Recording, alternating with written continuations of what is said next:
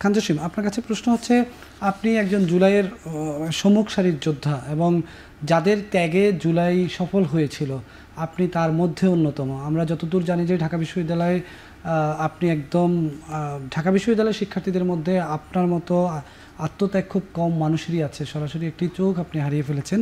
তো সেই জায়গা থেকে আমার প্রশ্ন হচ্ছে যে জুলাইয়ের যারা নেতৃত্ব দিচ্ছিলেন, জুলাইয়ের যারা আন্দোলন করছিলেন, এনসিপির বেশিরভাগ সমন্বয়করা এনসিপিতে গিয়েছে কিংবা বাকচাষে গিয়েছে, আপনি বাকচাষকে বেছে না নিয়ে আপনি কেন ছাত্র শিবিরকে বেছে নিলেন? দেখুন, জুলাইয়ের পরের বাংলাদেশ এবং জুলাইয়ের আগের বাংলাদেশে একটা পার্থক্য আছে। আমরা যখন আন্দোলনে যাই তখন আমরা লিডার হিসেবে বা লিডিং পজিশনে বর্তমানে যারা এনসিপি বাকচাষ তাদেরকে আমরা দেখছি, এটা সত্য।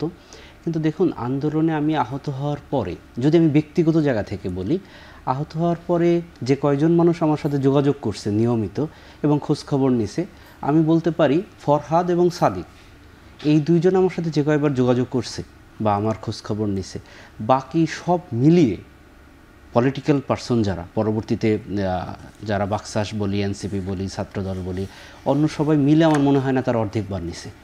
তো সেই জায়গা থেকে আমি বলতে পারি যে আন্দোলনের পরে আমি যখন আহত হয়েছি, তারা যে আমাকে নিয়মিত আমার খোঁজ নিছে, তো সেই জায়গা থেকে একটা ভালো লাগা তাদের প্রতি আছে। এটা আমি যে ডাকসু উপলক্ষে তা না, আমি আগেও বলছি, অনেক আগেই বলছি, প্রায় 6-7 মাস আগে বলছি। যেমন এনসিপির কথা যদি আমি বলতেই হবে, যেটা মাহিন সরকার, আমার কলেজের ছোট ভাই, ও আমার খুব খোঁজ নিছে। তো এটা কৃতজ্ঞতার জায়গা থেকে।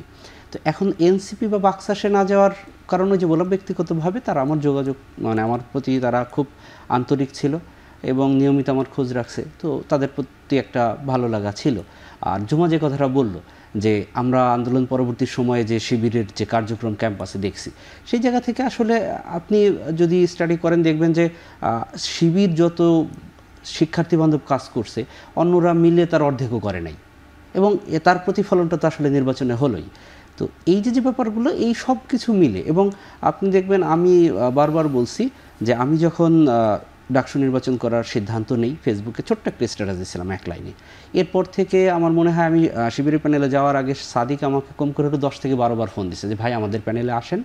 আমাদের প্যানেলে জুমার উদাহরণটা দিছে, সরমিটের উদাহরণটা দিছে। তো আমার কাছে মনে হলো যে জুলাইয়ে আমরা যখন রাজপথে নামছিলাম, আমার মনে আছে আমি যে মিছিলের সামনে ছিলাম, যে যখন আমার গুলি লাগলো, আমার ডান পাশে লুঙ্গি পরা একটা লোক, তার ওই পাশে অফিস থেকে ফেরত, মানে সারাদিন অফিস করছে, কোট প্যান্ট পরা একটা লোক।